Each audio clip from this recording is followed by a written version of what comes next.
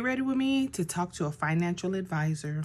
Jesus was talking to his disciples when he shared this parable. He said there once was a rich man that had a manager over all of his finances.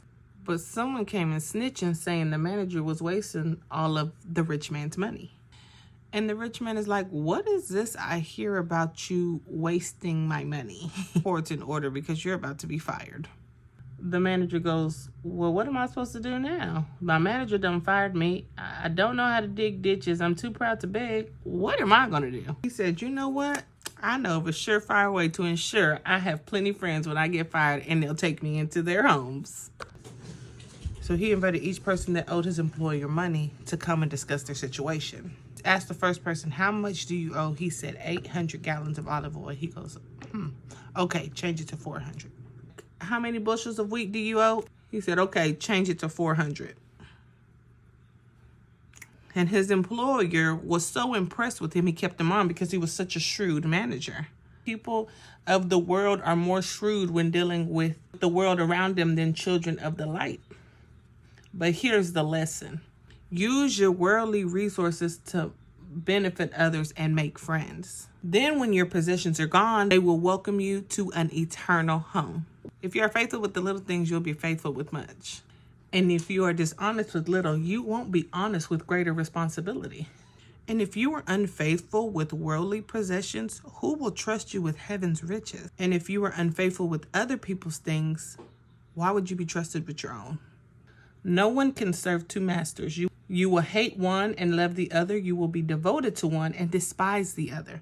You cannot serve God and be enslaved to money. The Pharisees who loved their money heard the story and were like, man, whatever. And Jesus is just like, y'all like to look righteous in public, but God knows y'all's hearts. What the world loves, God hates. It's easier for heaven and earth to disappear than the law of God be overturned.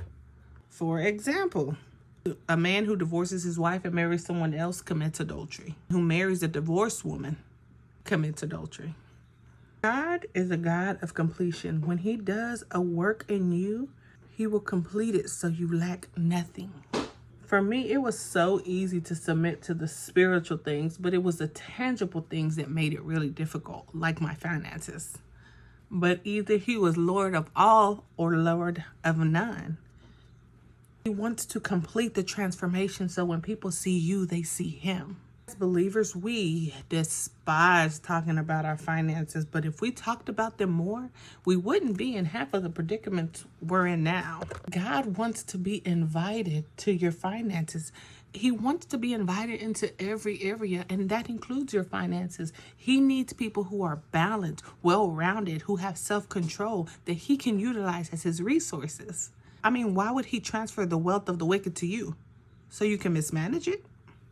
Look, I'm not telling you to tithe, although that is a principle I believe in. I'm just saying, become a vessel in the kingdom God can use and can trust.